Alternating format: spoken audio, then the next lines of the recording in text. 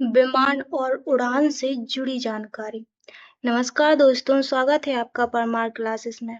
आज हम 12 जून 2025 को जो एयर इंडिया फ्लाइट AI 171 दुर्घटना हुई थी उसके बारे में संबंधित जानकारी देने वाले हैं और ये जानकारी आपको MCQs के माध्यम से दी जाएगी।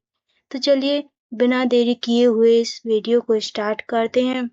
आज का पहला सवाल है, एयर इंडिया फ्लाइट AI 171 दुर्घटना कब हुई थी? तो ये हुई थी 12 जून 2025 को। कब हुई थी? 12 जून 2025 को हुई थी। अगला प्रश्न है, यह विमान किस मॉडल का था? यह विमान था बोइंग 787-8 ड्रीम लाइनर।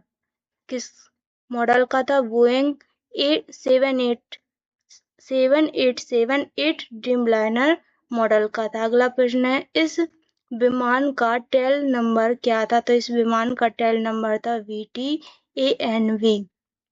प्रश्न चौथा है, यह फ्लाइट कहाँ से कहाँ जा रही थी? तो यह फ्लाइट अहमदाबाद से लंदन गेटविक तक जा रही थी। प्रश्न नंबर 5 है, विमान में कुल कितने लोग सवार थे? विमान में कुल 242 लोग सवार थे।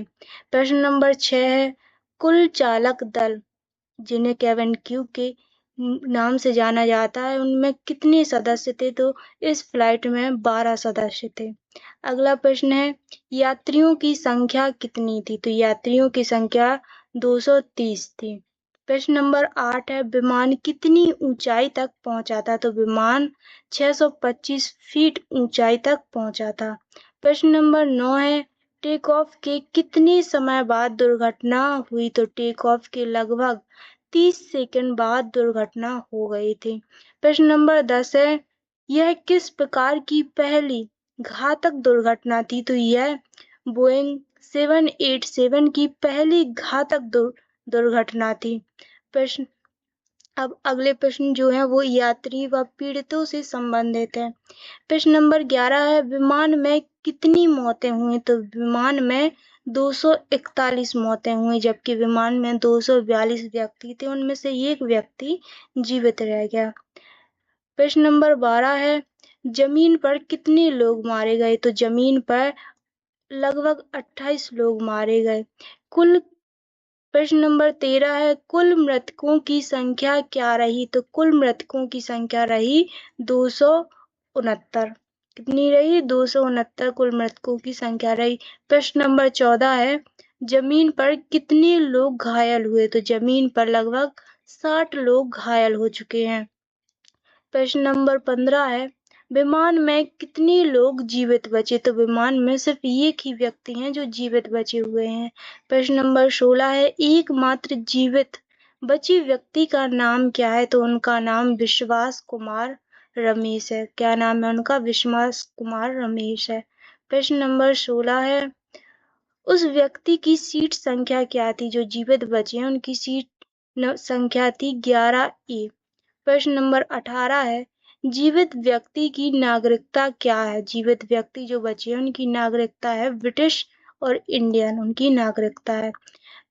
प्रश्न नंबर 19 है, विमान में जमीन पर किस इमारत से टक्कर खाई? विमान ने जमीन पर किस इमारत से टक्कर खाई? तो विमान ने मेडिकल कॉलेज हॉस्पिटल से टक्कर खाई है। प्रश्न नंबर 20 है, मेडिकल कॉलेज के कितने छात्र मारे गए हैं? तो मेडिकल कॉलेज के 5 छात्र मारे गए हैं। अगले जो प्रश्न है वो तकनीकी रडार और दुर्घटना की प्रक्रिया से संबंधित होगी। प्रश्न नंबर 21 है, दुर्घटना का मुख्य कारण क्या माना जा रहा है? तो दुर्घटना का जो मुख्य कारण माना जा रहा है वो तकनीकी खराबी।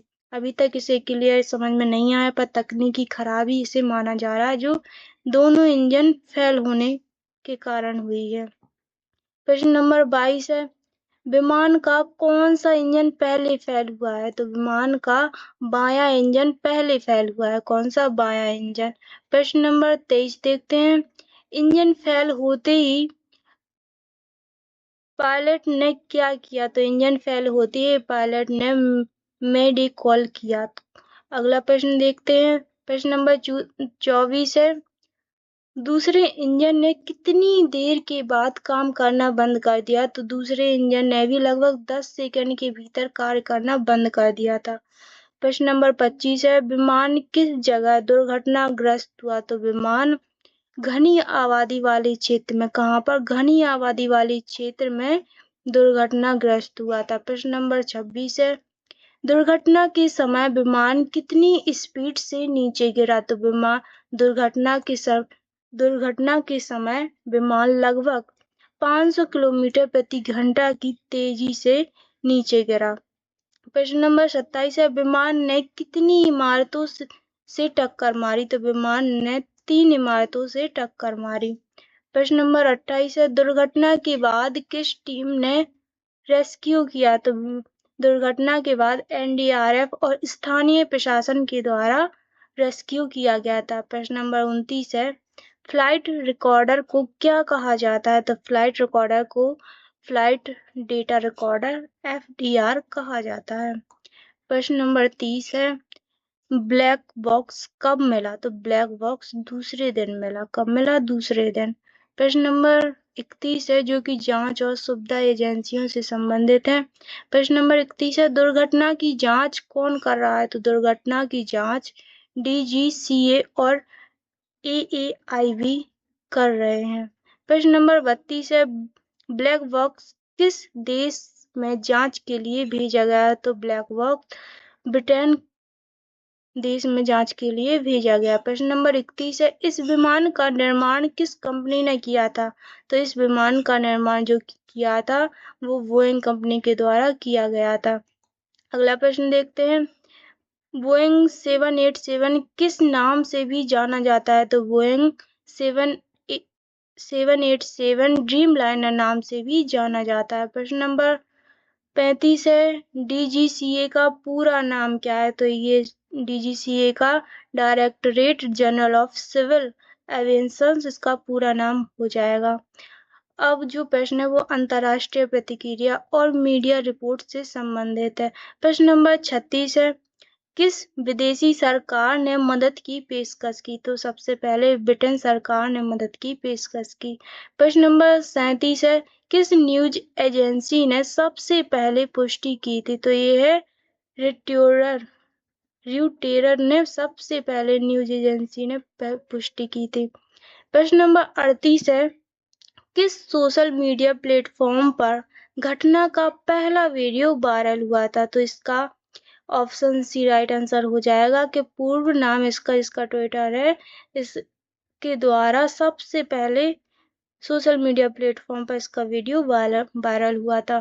प्रश्न नंबर 39 है, घटना से जुड़ा हैशटैग क्या ट्रेंड कर रहा है? तो घटना से जुड़ा हैशटैग है वो है हैशटैग AI171 क्रैश। प्रश्न नंबर 40 है, भारत के प्रधानमंत्री ने कितने घंटे बाद शोक संदेश दिया? तो भारत के प्रधानमंत्री ने 5 घंटे बाद शोक संदेश दिया था। प्रश्न नंबर 41, जो कि प्रभाव, मुआवजा और नीतिगत फैसले से संबंधित है। प्रश्न नंबर 41 है, सरकार ने मृतकों के परिजनों को कितनी आर्थिक सहायता देने की घोषणा की है? तो सरकार ने मृतकों के परिजनों को लगभग 25 लाख रुपए देने की आर्थिक सहायता देने की घोषणा की है। प्रश्न नंबर 42 है, घायलों को कितनी सहायता दी जाएगी? तो घायलों को 10 लाख रुपए की सहायता दी जाएगी। कितनी? 10 लाख रुपए की सहायता। प्रश्न नंबर 43 है, एयर इंडिया किस कंपनी के अंतर्गत आती है? तो एयर इंडिया टाटा ग्रुप के अंतर्गत आती है। किसके अंतर्गत आती है? टाटा ग्रुप के अंतर्गत आती है। प्रश्न नंबर 44 है, घटना के बाद कितने डोमेस्टिक फ्लाइट्स रद्द हुए? तो घटना के बाद लगभग 20 प्लस डोमेस्टिक फ्लाइट्स रद्द की गई थी। प्रश्न नंबर 45 है, डीजीसीए ने कितने बोइंग 787 विमानों की उड़ान अस्थायी रूप से रोकी है? तो लगभग सभी 27 विमानों की उड़ान रोकी गई थी। प्रश्न नंबर 46 है, जो कि समर्पण और श्रद्धांजलि से जुड़े हुए प्रश्न हैं। उनमें है, राष्ट्रीय शोक कितने दिन के लिए घोषित हुआ? तो राष्ट्रीय शोक 2 दिन के लिए घोषित हुआ। कितने दिन के लिए? 2 दिन के लिए घोषित हुआ। प्रश्न नंबर 47 है, शोक प्रार्थना सभा कहाँ आयोजित की गई? शोक प्रार्थना सभा अहमदाबाद में आयोजित की गई।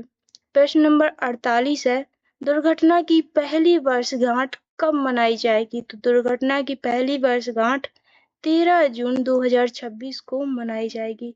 प्रश्न नंबर 39 है, घटना के बाद नया सुरक्षा प्रोटोकॉल कब लागू किया गया? तो घटना के बाद नया सुरक्षा प्रोटोकॉल 48 घंटे के भीतर लागू किया गया। प्रश्न नंबर 50 और आज का आखिरी प्रश्न है, अगर आपको वीडियो पसंद आई हो तो वीडियो को लाइक करें, चैनल को सब्सक्राइब जरूर करें। आज का आखिरी प्रश्न है, यह घटना किस राज्य में हुई थी? तो यह घटना गुजरात राज्य में हुई, गुजरात राज्य के भावनगर में हुई। कहाँ पर? गुजरात के भावनगर में हुई। तो ये आज का आखिरी सवाल था। अगर आपको जानकारी पसंद आई हो, वीडियो अच्छी लगी हो तो वीडियो को लाइक करें, चैनल को सब्सक्राइब करें। ऐसी ही जानकारी के लिए जुड़े रहिए परमार क्लासेस के साथ। स्वस्थ रहिए, सुरक्षित रहिए। मिलते हैं अगली वीडियो में। धन्यवाद।